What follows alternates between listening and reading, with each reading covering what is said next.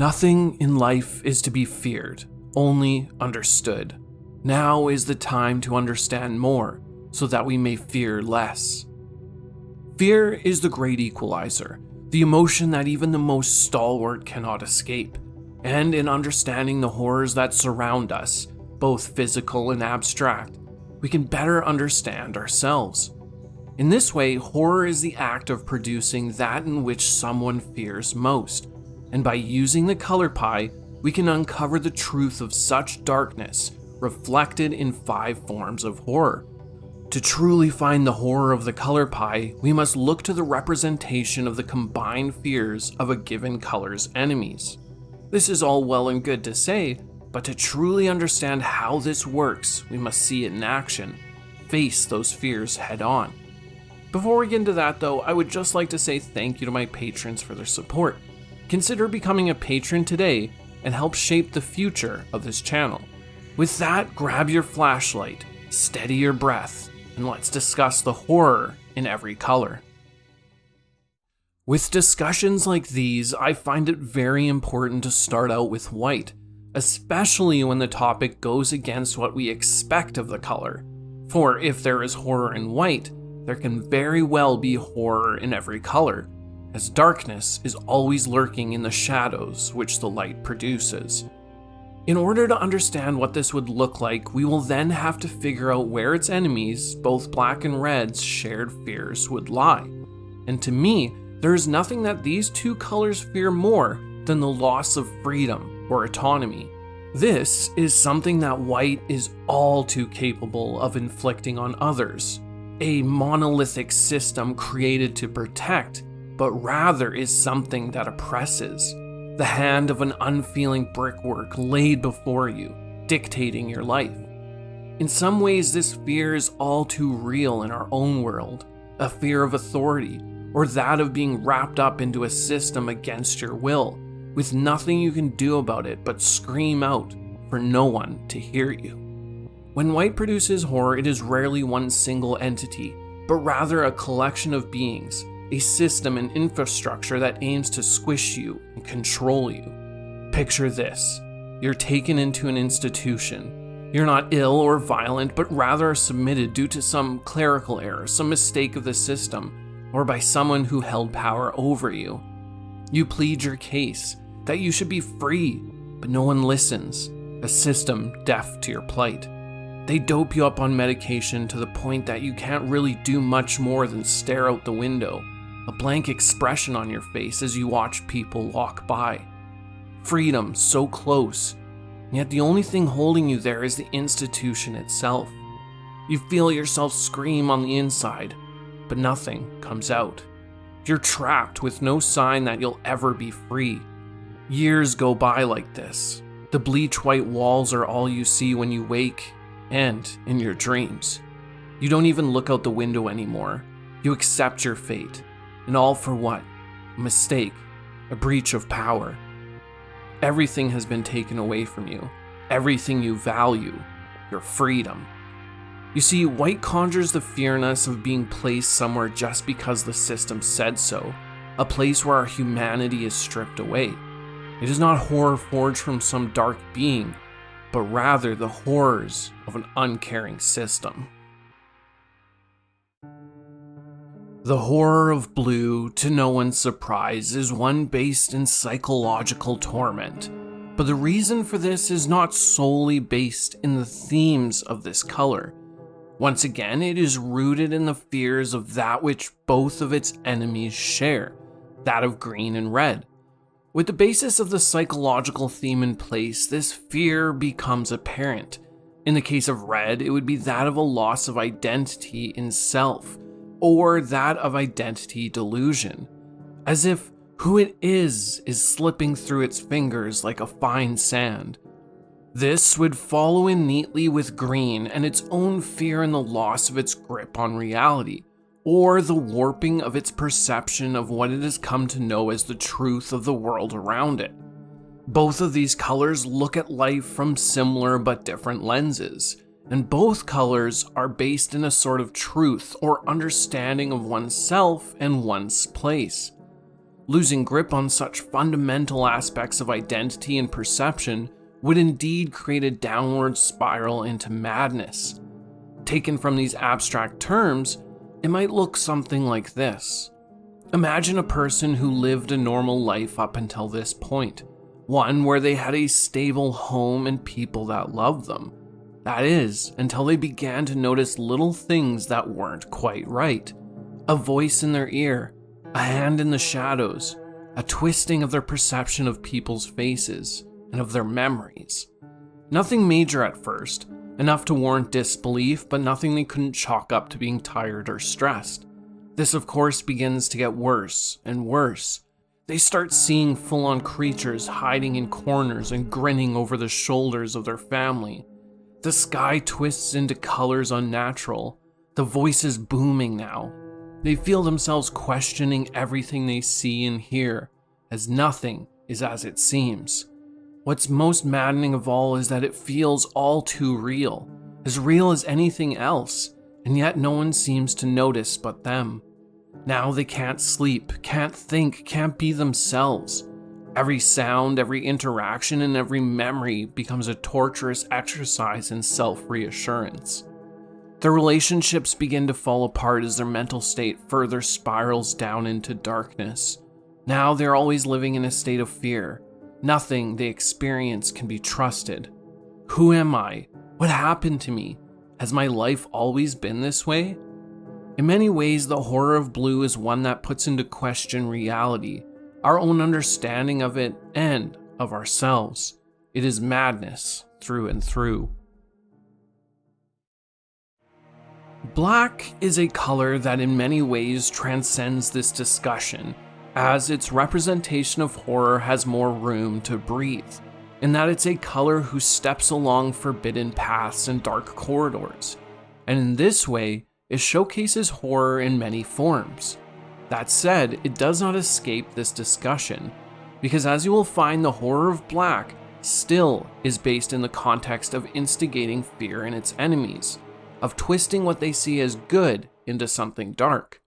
When looking for the fear in between these colors, both white and green, we come to one idea, and that is a reaction to that which is overtly wicked or unnatural, a perversion of that which is understood to be right or good.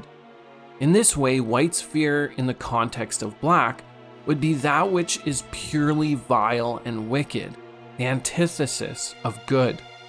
On the other side of it, green shares white's perception of how things should be, how they are.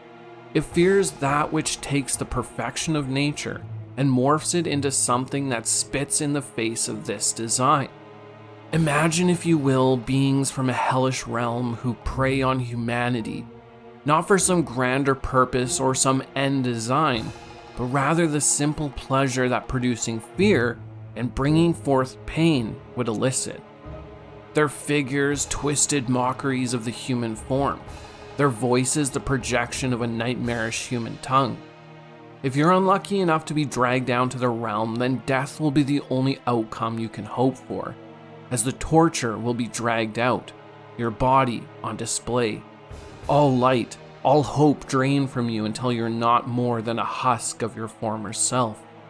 In many ways, it is horror in its purest form, something beyond even the most elaborate human suffering. And for what? Nothing more than the sounds of your screams, the taste of your blood. This goes beyond demons and devils. It is something far more vile, that which can only be dreamed up in a realm beyond hell and set against the world. The horror of red, like most expressions of the color, is far more straight to the point than anything we've discussed so far. It is a striking of fear which is visceral and direct, nothing born of wild imagination or abstract ideas, but rather something very real.